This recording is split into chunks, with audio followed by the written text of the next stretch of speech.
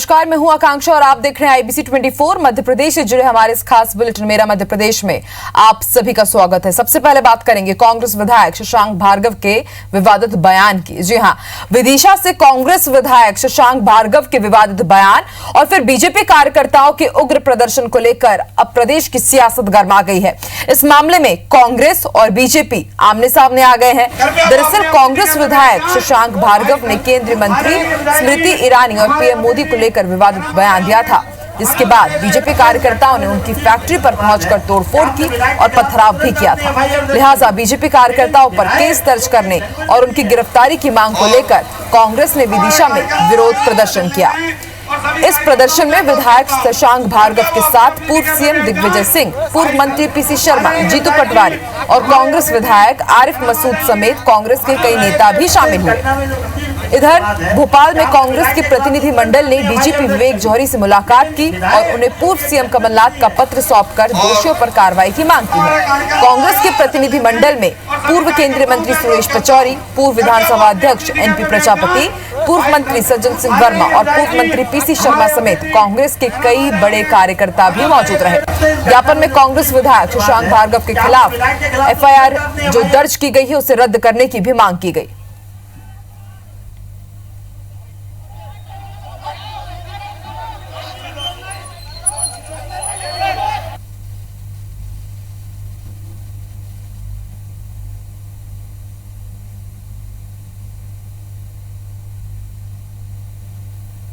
Madhya Pradesh Congress committee के अध्यक्ष कमलनाथ जी के निर्देशन पर डायरेक्टर जनरल पुलिस से मिलने आया। हमारे कांग्रेस के विधायक शशांक भार्गव पर जानलेवा हमला किया है, उनके खिलाफ एफआईआर दर्ज हो और तुरंत उनकी गिरफ्तारी हो, उनके खिलाफ कानूनी कार्रवाई हो। और ज्यादा जानकारी के लिए सीधे रुख करेंगे भोपाल का, बात करेंगे हमारे सहयोगी सुधीर से जो भोपाल न्यूज रूम से हमारे साथ लाइव चल रहे हैं। सुधीर, कांग्रेस विधायक शशांक भार्गव के विवादित बयान के बाद आज दिन भर राजनीति हुई, सियासत हुई और अब जो डेरा है वो विदिशा तक जा पहुंचा। एक तरफ बीजेपी भी प्रदर्शन कर रही है और कांग्रेस भी प्रदर्शन कर रही है। बीजेपी का कहना है कि एफआईआर दर्ज हो और वहीं कांग्रेस की तरफ से कहना है जो एफआईआर दर्ज की गई है उसे रद्द किया जाए।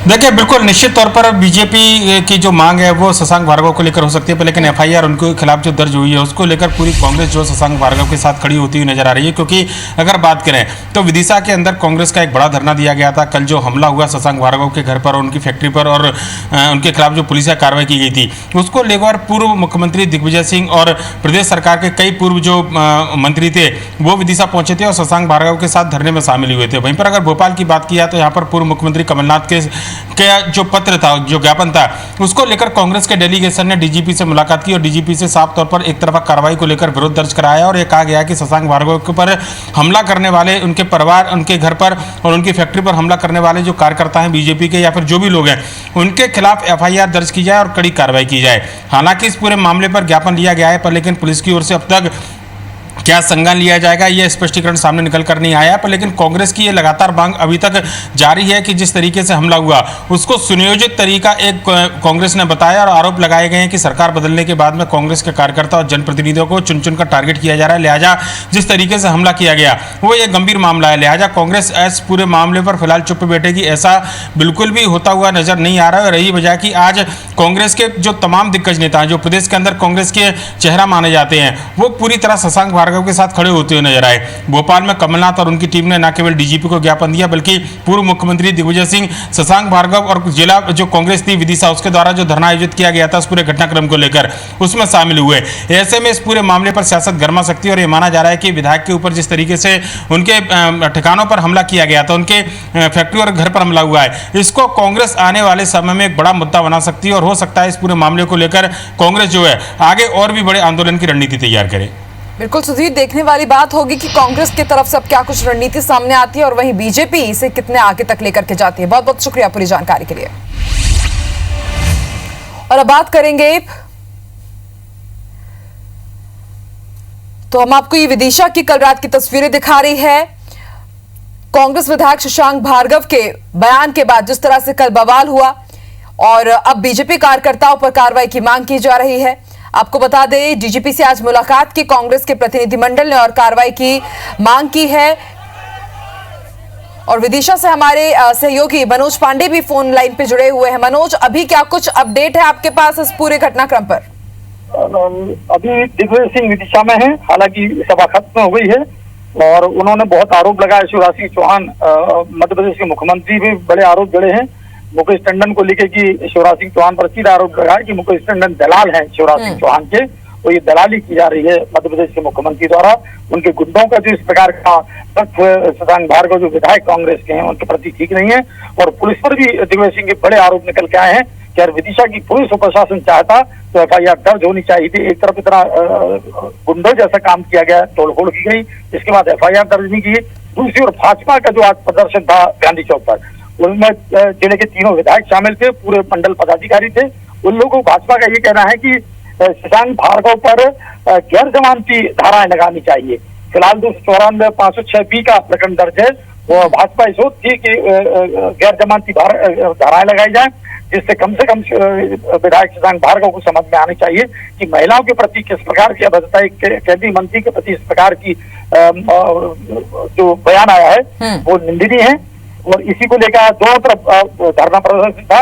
और जहां तक कांग्रेस के धरना प्रदर्शन में है तो शशांक भार्गव विधायक विदिशा को बड़ा बल मिला है, क्योंकि अब पूर्व मंत्री जीतू पटवारी, PC शर्मा और RF मसूद विधायक, देवन पटेल उदयपुरा के विधायक और ये तमाम सब, दिग्विजय सिंह भी भीगते पानी के बीच में मंच पर पहुंचे और उन्होंने अपनी बात भी रखी है और सरकार को भी चेताना है।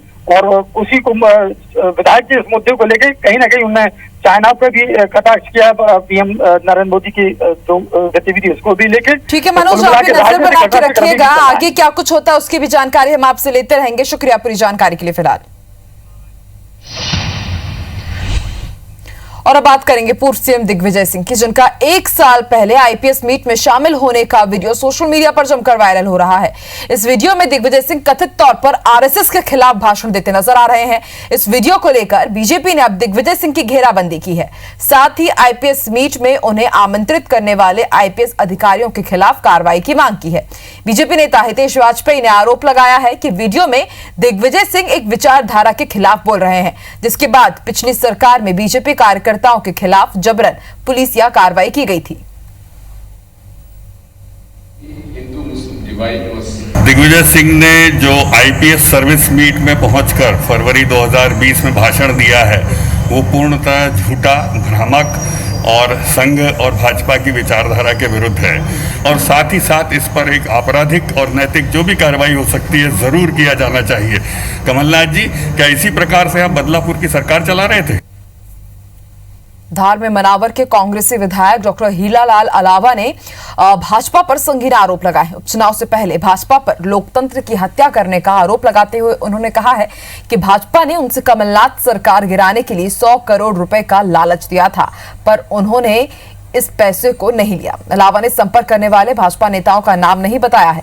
वहीं आरोपों की प्रामाणिकता पर सवाल पर उन्होंने कहा है कि बीजेपी की तरफ से अलग अलग नेताओं के फोन आते थे, उन्होंने उस समय प्रमाण नहीं जुटाए। वहीं 24 सीटों पर हो रहे उपचुनाव को लेकर उन्होंने कहा कि उपचुनाव की 22 सीटें कांग्रेस ही जीतेगी। उन्होंने कहा कि प्रदेश का हर आदिवासी कमलनाथ के साथ है। सरकार की बीजेपी के नेताओं की फितरत है कि खरीद फरोख्त कर सरकार बनाना और लोकतंत्र को खत्म करना। हमारे पास ज़्यादातर कई बार जब हम लोग नहीं मान रहे थे तो उन्होंने कहा कि 100 करोड़ तक हम लोग देने के लिए तैयार हैं, बस हमारे साथ। पूर्व मंत्री जीतू पटवारी के एक ट्वीट को लेकर बीजेपी कांग्रेस पर हमलावर है। ऐसे में पूर्व मंत्री PC शर्मा अब जीतू पटवारी के बचाव में उतर आए हैं। PC शर्मा ने कहा कि जीतू पटवारी ने क्या गलत कहा है। नोटबंदी, GST, महंगाई और मंदी पर ट्वीट के जरिए उन्होंने सवाल उठाए थे। विकास नहीं हुआ तो कौन सी गलत बात कह दी। और ये बीजेपी की आदत है कि वो जनप्रतिनिधि और जन नेताओं पर हमले कर उन्हें डराने की कोशिश करती है, लेकिन कांग्रेस नहीं डरेगी। पटवारी जी ने कहाँ गलत कह दिया? उन्होंने कहा कि भाई आपने नोटबंदी की, GST की और महंगाई बढ़ाई, मंदी आई, सब आया, और आपने कहा कि सबसे विकास आएगा, तो विकास कहाँ आया? तो कौन सी गलत बात कह दी? बीजेपी के राष्ट्रीय अध्यक्ष जेपी नड्डा ने आज देश भर के बीजेपी प्रदेश अध्यक्षों के साथ वीडियो कॉन्फ्रेंसिंग के जरिए संवाद किया। नड्डा ने इस दौरान मोदी सरकार के दूसरे कार्यकाल के 1 साल के बाद उपलब्धियों को लेकर चलाए जा रहे कार्यक्रमों की समीक्षा की। उन्होंने राज्यों में चल रहे संगठन चुनाव की गतिविधियों को लेकर भी जानकारी ली। भोपाल में जेपी नड्डा की वीडियो कॉन्फ्रेंसिंग में प्रदेश अध्यक्ष वीडी शर्मा ने भी हिस्सा लिया। इस दौरान मध्य प्रदेश में होने वाले उपचुनाव और संगठन के कामकाज को लेकर भी चर्चा हुई।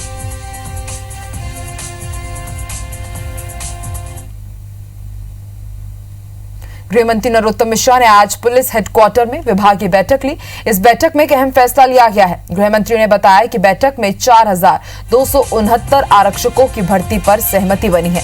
जल्द ही ये भर्ती भी की जाएगी, जिसके लिए प्रपोजल बनाकर केंद्र को भेजा जाएगा। इसी के साथ विदिशा विधायक शशांक भार्गव के घर पर हुए हमले को लेकर नरोत्तम मिश्रा ने कहा है कि क्रिया की प्रतिक्रिया होती है, इसलिए वाणी पर संयम रखना जरूरी होता है। आपको बता दें कि शशांक भार्गव ने केंद्रीय मंत्री स्मृति ईरानी को लेकर एक विवादित बयान दिया था, जिसके बाद बीजेपी कार्यकर्ताओं ने उनकी फैक्ट्री पर पथराव किया।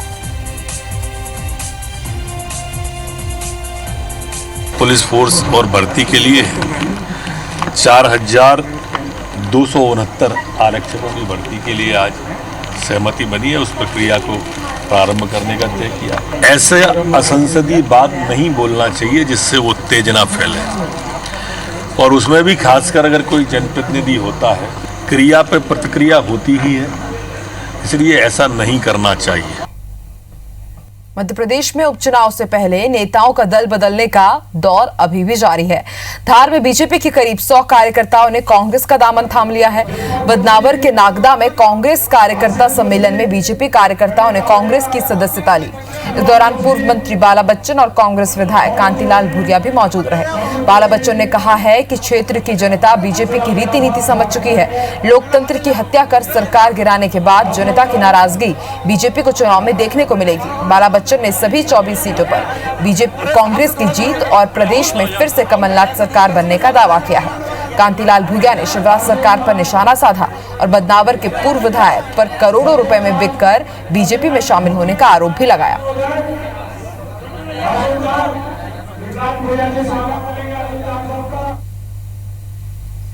हटा के बहुचर्चित कांग्रेस नेता देवेंद्र चौरसिया हत्याकांड के बाद हाल ही में पीड़ित परिवार के 4 सदस्यों पर एक गोलीकांड में मामला दर्ज होने के बाद जिले की राजनीति एक बार फिर गर्मा गई है।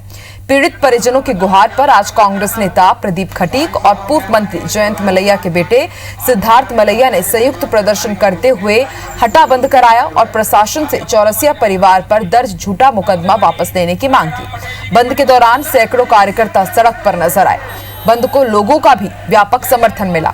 नेताओं ने इस मामले में राज्यपाल के नाम ज्ञापन भी सौंपा है। वहीं पीड़ित परिवार के प्रति भाजपा और कांग्रेस ने संवेदना जताई है। वहीं प्रशासन मामले को पूरी तरह से संभालने में मुस्तैद है। दमोह में पूर्व मंत्री जयंत मलैया के बेटे सिद्धार्थ मलैया ने प्रेस कॉन्फ्रेंस की और पथरिया विधायक रामबाई और जेलर पर आरोप लगाते हुए अत्याचार और गुंडागर्दी के खिलाफ लड़ने का ऐलान भी किया।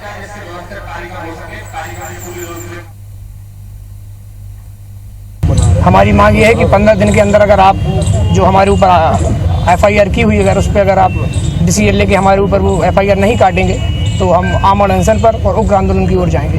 मामला जो कायम हुआ है वो इसलिए कि इनको जेल पहुंचाया जा सके। वहाँ उनका खुद का जेलर है रखा हुआ, वो उनको रामबाई ने रखा है, तो उनको प्रताड़ित करेगा। चंदू के और उनके परिवार के लोग वहाँ पर हैं, वो इनको प्रताड़ित करेंगे, इनको ब्लैकमेल करेंगे कि तुम्हारा एक मर गया, बाकी 2 तो बचा लो, जिससे कि ये पीछे हटे। बालाघाट के पूर्व सांसद कंकर मुंजारे सहित अन्य 11 लोगों के खिलाफ खैरलांजी थाने में मामला दर्ज किया गया है। सांसद पर रेत खदान में डंपर चालकों के साथ मारपीट करने का आरोप है। मामले में सांसद की गिरफ्तारी नहीं हो पाई है। वहीं एक आरोपी को गिरफ्तार कर पूर्व सांसद की गाड़ी को जब्त कर लिया गया है। बता दें कि इलाके में रेत माफिया के खिलाफ प्रशासन को लगातार शिकायत मिल रही थी, लेकिन इस पर कोई कार्रवाई नहीं हुई। अवैध रेत खनन के मामले में पूर्व सांसद कंकर मुंजारे हमेशा से मुखर रहे हैं। इसी दौरान पूर्व सांसद खैरलांजी इलाके के गुनई घाट अपने समर्थकों के साथ पहुंचे और माफिया का विरोध किया। इसके बाद डंपर ट्रक चालकों ने कंकर मुंजारे सहित 11 लोगों के खिलाफ मारपीट का मामला खैरलांजी थाने में दर्ज कराया है। सांसद पर विभिन्न धाराओं के तहत मामला दर्ज किया गया है। अजय लल्लारे, उसने लिखित में शिकायत की थी कि पूर्व विधायक और सांसद कंकर मुंजारे जी और साथ में करीब 8 लोग वो आए और उन्होंने रेत का काम चल रहा था उसमें बाधा पहुंचाई और उनके साथ मारपीट की। इसी को लेके कल FIR दर्ज हुई। इस बीच बड़ी खबर आपको भोपाल से बता दें, मजदूरों के लिए आयोग का गठन किया गया है। प्रवासी मजदूरों के लिए श्रमिक आयोग का गठन किया गया है और प्रवासी श्रमिकों के कल्याण के लिए यह आयोग काम करेगा और इस आयोग का कार्यकाल 2 साल तक के लिए रहेगा। तो एक अच्छी पहल श्रमिकों के लिए, प्रवासी श्रमिकों के लिए आयोग का गठन किया गया है। श्रमिक आयोग इसे नाम दिया गया है और 2 साल का कार्यकाल रहेगा इस आयोग का। प्रवासी श्रमिकों के कल्याण के लिए यह आयोग काम करेगा।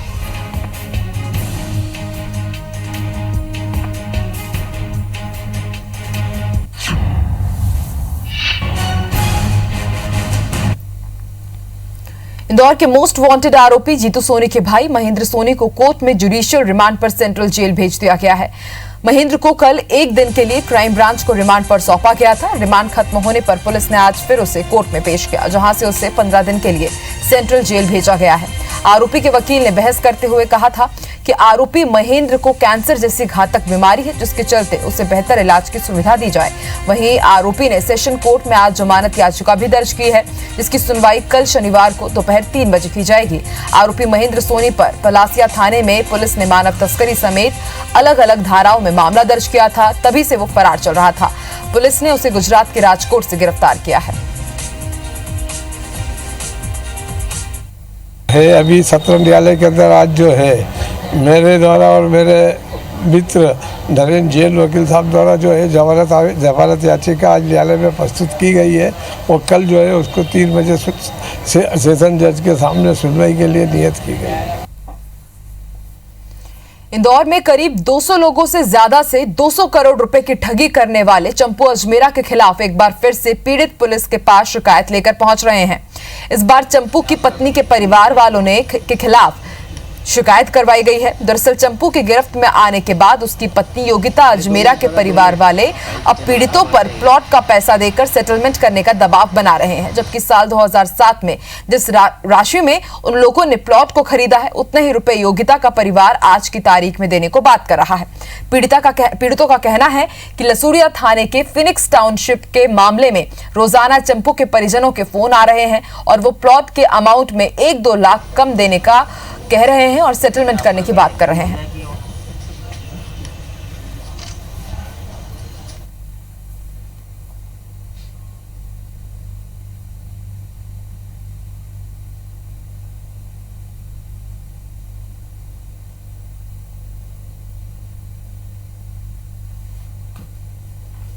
तो चंपू अजमेरा के परिवार वालों के खिलाफ भी अब शिकायतें आ रही है। बताया जा रहा है कि चंपू अजमेरा की पत्नी और उनके परिवार वाले अब जो पीड़ित हैं उनके ऊपर सेटलमेंट करने का दबाव बना रहे हैं।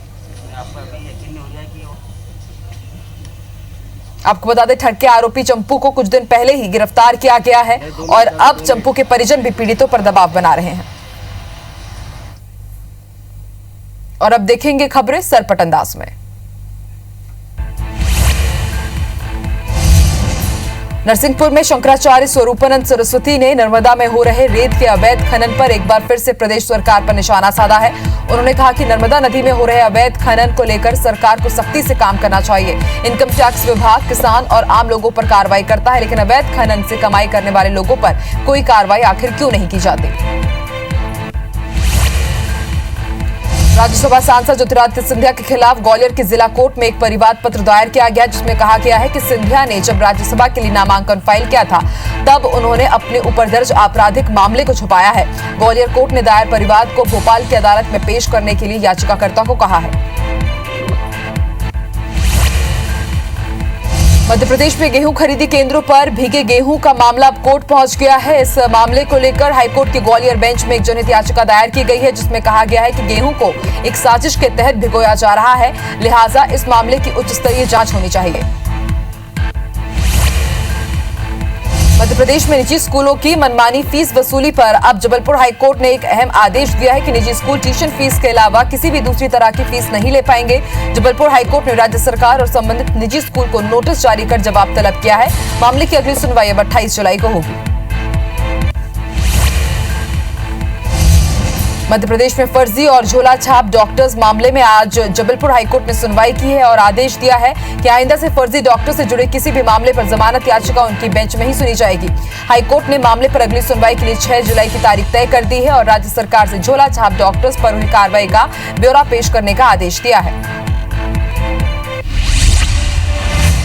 और इसी के साथ इस बुलेटिन में इतना ही। आप देखते रहिए IBC 24। नमस्कार।